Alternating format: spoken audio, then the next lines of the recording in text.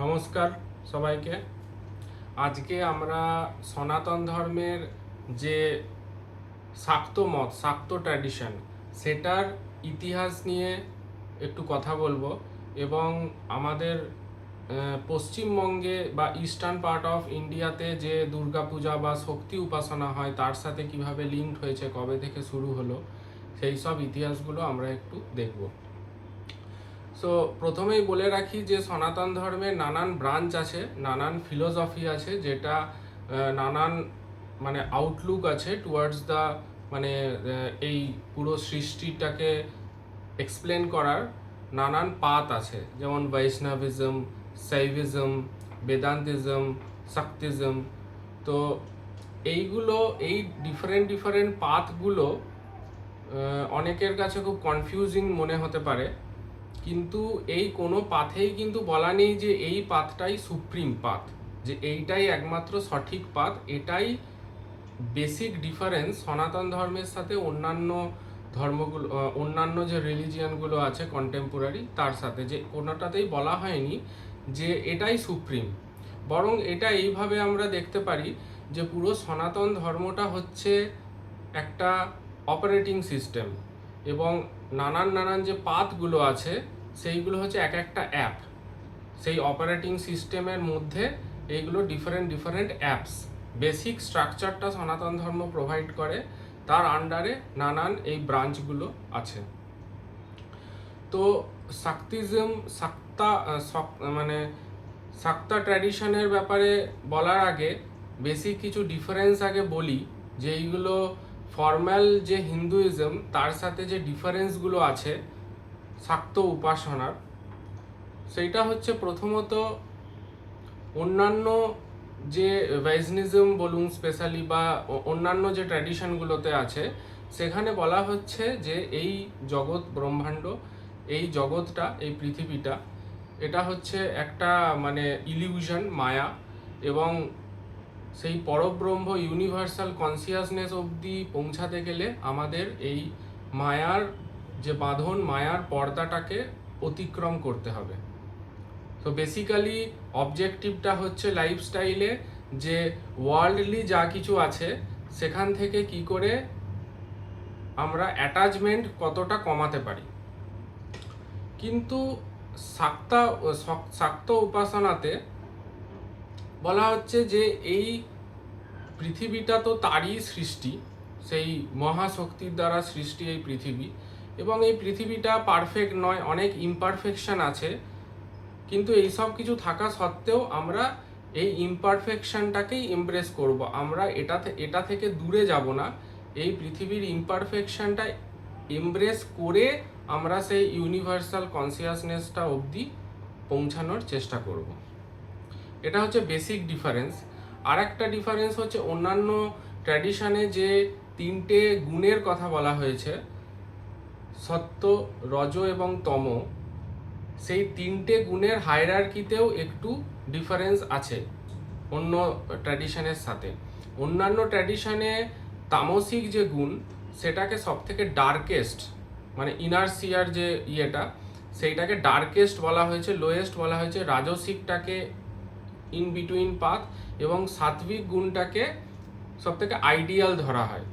কিন্তু শাক্ত ট্র্যাডিশনে এই তিনটে গুণের কিন্তু ইকুয়াল পজিশন আছে, ইকুয়াল রেসপেক্ট আছে, এবং এইভাবে দেখা হয় যে তিনটে গুণকে ইকুয়ালি নিয়েই এই পৃথিবীর সৃষ্টি। কোনোটার কোনো হায়ারার্কি নেই, কোনোটা সুপিরিয়র বা ইনফেরিয়র নয়। তিনটে গুণ আছে বলেই এই পুরো জগৎ ব্রহ্মাণ্ড ব্যালেন্সে চলছে। তো এই তিনটে ইনফ্যাক্ট, এবং এই তিনটে পয়েন্টকে এক্সপ্লেন করা হয় একটা শাক্ত উপাসনাতে একটা ত্রিভুজের দেখবেন, ত্রিভুজ শেপের অনেক সময় ওই ওয়ার্শিপ করা হয়, সেটাকে ত্রিপুর সুন্দরী বলা হচ্ছে।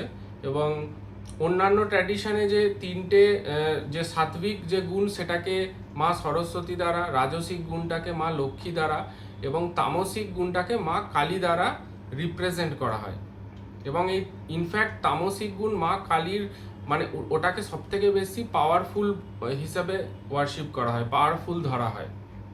তো এইটা হলো সেকেন্ড ডিফারেন্স। এবার শাক্ত ট্র্যাডিশনের আমরা একটু ইতিহাসটা দেখব।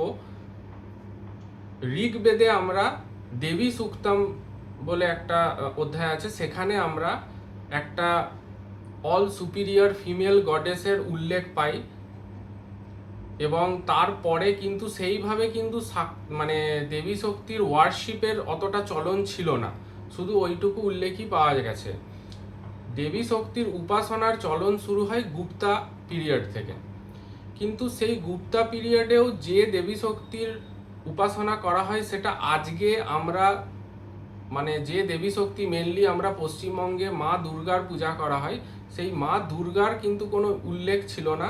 সেটা পরবর্তীকালে মেনলি 4th সেঞ্চুরি বিসিই থেকে 2nd সেঞ্চুরি বিসিইর মধ্যে সেইটার চলন শুরু হয়, এবং এর আর্লিয়েস্ট আর্কিওলজিক্যাল ইনস্ক্রিপশন আমরা পাই আমাদের পশ্চিমবঙ্গেই। কলকাতার উত্তরে চন্দ্রকেতুগড় বলে একটি জায়গা আছে, সেখানে একটি মা দুর্গার টেরাকোটার একটি মূর্তি পাওয়া গেছিল। কিন্তু ইন্টারেস্টিংলি সেই মূর্তিটা কিন্তু আজকে আমরা যে ফর্মে মা দুর্গাকে পুজো করি মহিষাসুর ও মর্দিনী রূপে, সেই ফর্মে কিন্তু ওই টেরাকোটার মূর্তিটা ছিল না। মানে আগে কিন্তু পশ্চিমবঙ্গে ওই মূর্তিটারই মানে মহিষাসুর ও মর্দিনী রূপে কিন্তু দুর্গাপুজো হতো না। তো এই মহিষাসুর ও মর্দিনী রূপে দুর্গাপুজোটা কবে থেকে শুরু হয়েছে সেটার একটু ইতিহাস ঘাঁটলে দেখা যায় যে মেনলি সেন যে ডাইনাস্টি, সেন যে রুলার আমাদের পশ্চিমবঙ্গে রাজত্ব করত, সেই সেন রাজাদের আমল থেকে মহিষাসুর ও মর্দিনী রূপে দুর্গাপুজোর চলনটা বাড়তে শুরু করে। এবং এটা স্পেকুলেশন করা হয় যে এর কারণটা কি। এর কারণটা হচ্ছে প্রথম মহিষাসুর ও মর্দিনী রূপে ভারতবর্ষে শক্তি উপাসনা শুরু হয় সাউদার্ন ইন্ডিয়াতে, স্পেশালি কর্ণাটকে। এবং মাইসোর যে শহরটা আছে সেই মাইসোর শহরটার নামই এসছে মহিষাসুর শব্দটা থেকে। এবং বিজয়নগর এম্পায়ার যেটা ছিল সাউদার্ন ইন্ডিয়াতে, সেই বিজয়নগর এম্পায়ারের প্রধান ফেস্টিভ্যাল ছিল মহানবমী।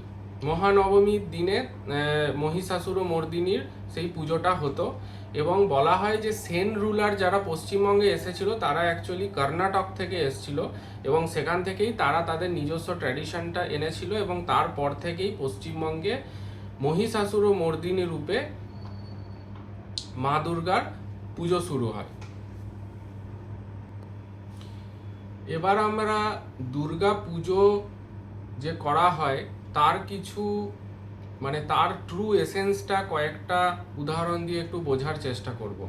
সো দুর্গা পুজোতে মহিষাসুর যে মা দুর্গা মহিষাসুরকে যে বধ করছে, তার ট্রু এসেন্সটা হচ্ছে মহিষাসুর হচ্ছে আমাদের মধ্যেকার ইগো, অহংবোধ, এবং মা দুর্গা সেই ইগোটাকে মেরে তাকে লিবারেট করছে, মহিষাসুরকে লিবারেট করছে।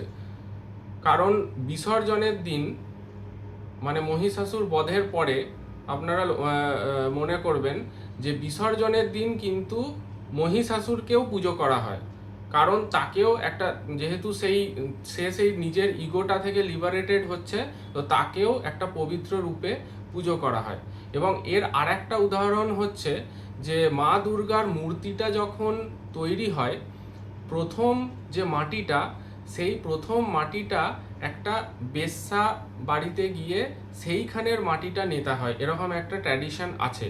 এবং সেই মাটিটা কে নিতে যায়, সেই দুর্গা পুজোর প্রধান যে পুরোহিত এবং যে আইডল মেকার যে মূর্তিটা বানাবে, তারা দুজন গিয়ে ট্র্যাডিশনে আছে যে সেই বেশ্যা বাড়িতে গিয়ে তারা ভিক্ষা করে সেই মাটিটা দেওয়ার জন্য। এখানেও কিন্তু ইনডাইরেক্টলি এই যে মেন যে পুরোহিত বা যে আইডল মেকার, তারা মানে একটা বেশ্যা বাড়িতে যাচ্ছে, একটা বেশ্যা বলা হয় সমাজের আউটকাস্ট একদম।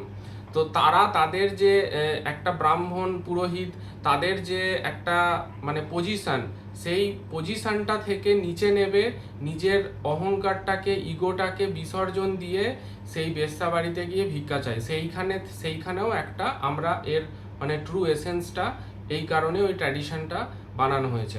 আর একটা দুর্গাপুজোর ইন্টারেস্টিং গল্প বলি। অ্যাকচুয়ালি আগে দুর্গাপুজোটা বসন্তকালে অনুষ্ঠিত হতো, এবং এখনও কিছু জায়গায় বাসন্তী পুজো হয়। তো মানে বসন্তকালটাই হচ্ছে মানে ওই শক্তি উপাসনাকে মানে মা দুর্গাকে ইনভোক করার পারফেক্ট টাইম, কারণ ওই বসন্তকাল থেকেই নেচারের পজিশনটা, প্রকৃতির পজিশনটা ওই টাইপের হয়। কিন্তু বলা হয় যে শ্রী রামচন্দ্র যখন রাবণের সাথে যুদ্ধ করতে যায় তখন ছিল শরৎকাল, এবং যুদ্ধ করতে যাওয়ার আগে তিনি ওই মহাশক্তিকে ইনভোক করেছিলেন। সেই কারণে তারপর থেকেই ওই জন্য দুর্গাপুজোকে বলা হয় অকাল বোধন। মানে অকাল বোধন বলতে যেটা নর্মাল টাইম, সেই টাইমের বাইরে মা দুর্গাকে ইনভোক করা হয়েছে। সেই সময় থেকে দুর্গাপুজো বা শক্তি উপাসনা শরৎকালে অনুষ্ঠিত করা হচ্ছে। সো আজকের মতো এইটুকুই। আপনাদের যদি এই ধরনের কন্টেন্ট আরও শুনতে চান স্পিরিচুয়ালিটির ওপর, তাহলে প্লিজ আমার চ্যানেলটা সাবস্ক্রাইব করুন। আপনার একটা সাবস্ক্রিপশন আমাকে অনেকটা মোটিভেশন দেবে। ধন্যবাদ।